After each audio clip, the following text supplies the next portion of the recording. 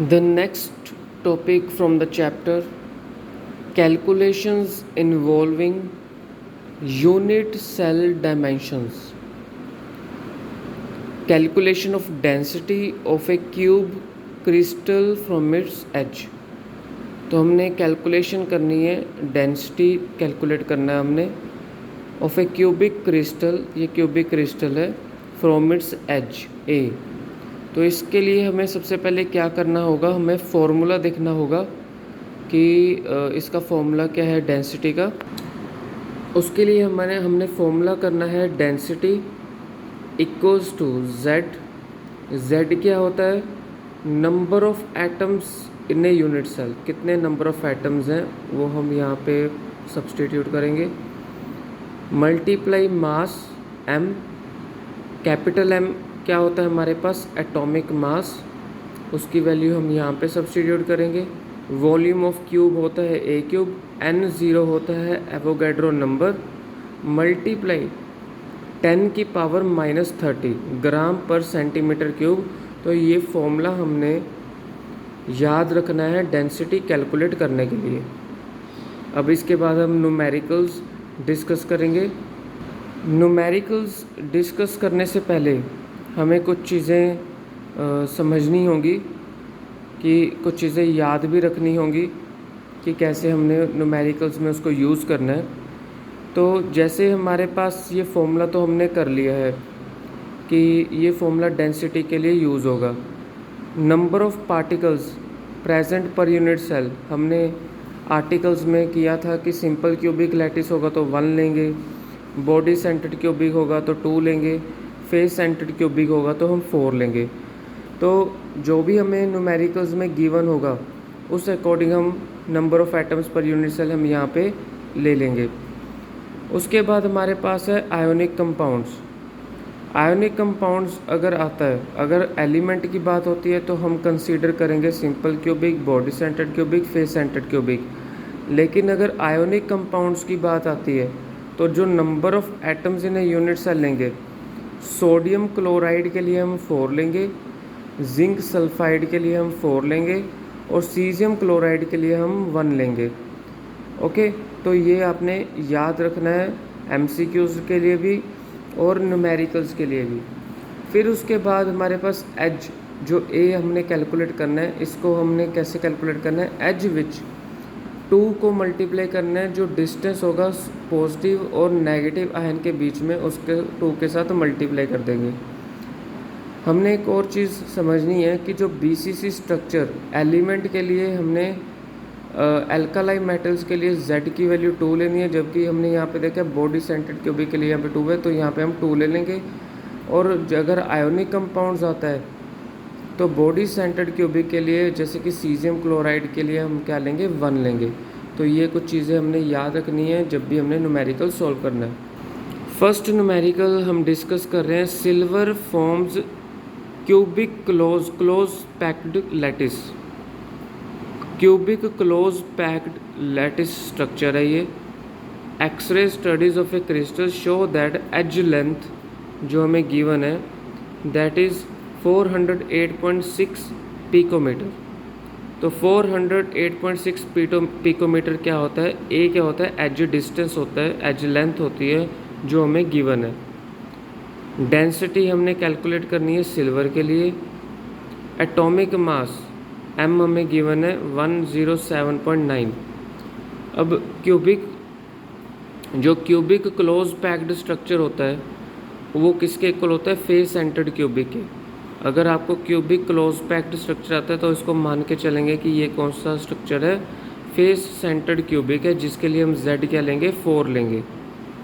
और m की value atomic mass हमें गिवन है। पिकोमीटर को हमने चेंज करना है सेंटीमीटर में, तो 10⁻⁻12 के साथ मल्टीप्लाई कर देंगे। ओके, फिर ये सारी वैल्यूज़ हमने यहाँ पे सब्सटीट्यूट कर देनी है। और एवोगैड्रो नंबर की जो वैल्यू होती है 6.022 मल्टीप्लाई 10⁻23, वो हमने यहाँ पे पुट कर देना है।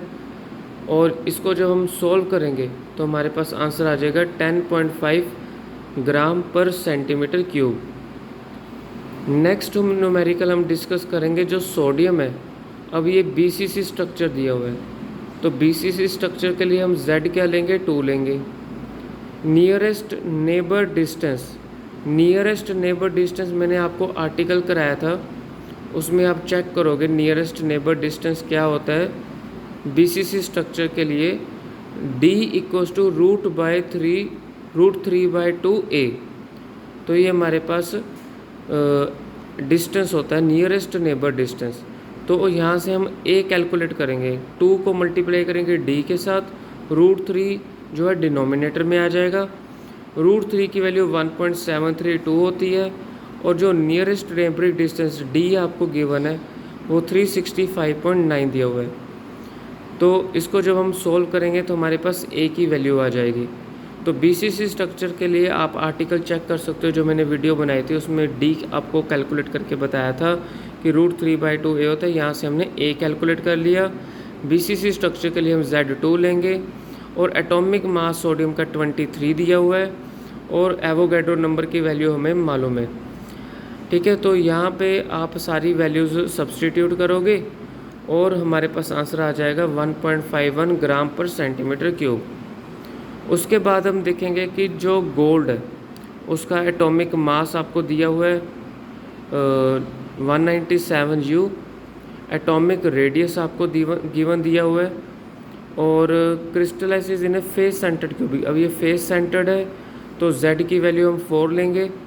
एटॉमिक मास हमें गिवन दिया हुआ है, एवोगैड्रो नंबर मुझे पता है, लेकिन मुझे यहाँ पे इन्होंने R दे दिया एटॉमिक रेडियस।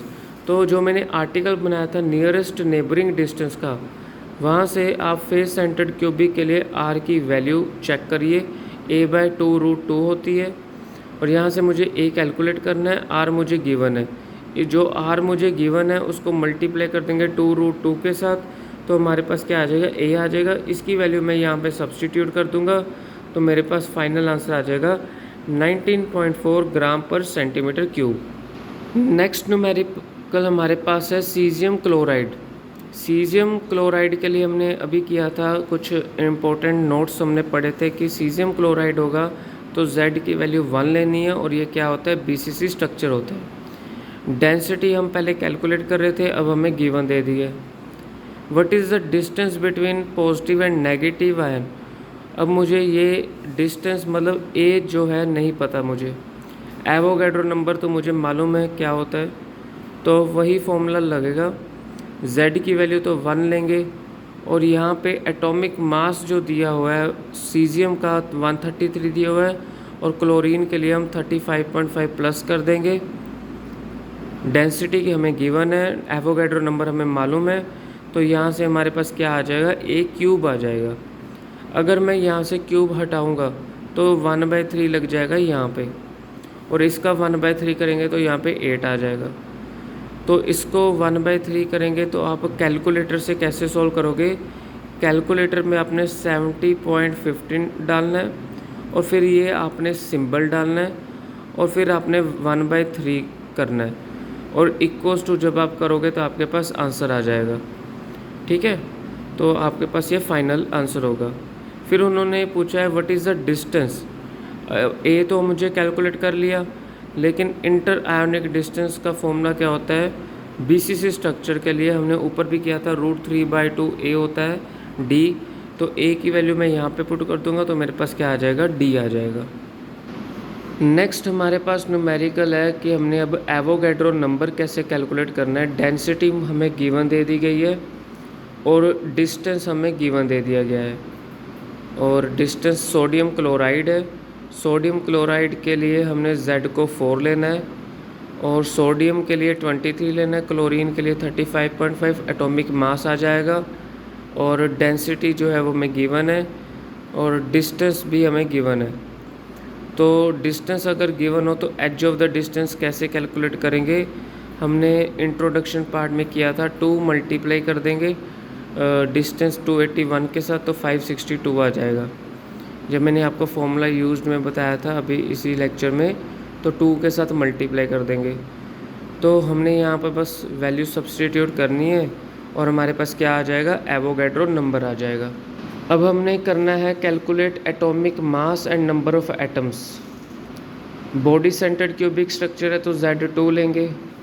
सेल एज दिया हुआ है, ए गिवन है हमें 288, डेंसिटी हमें गिवन है, हमने कैलकुलेट क्या करना है, how many atoms are present in 208 gram of element. तो पहले तो आप ये फॉर्मूला लगाओ और हमने एटॉमिक मास कैलकुलेट करना है। सब कुछ पता है हमें, यहाँ पे डेंसिटी भी गिवन है, Z भी गिवन है, A भी गिवन है, एवोगैड्रो नंबर तो हमें पता ही है। तो यहाँ से हम पहले एटॉमिक मास कैलकुलेट कर लेंगे।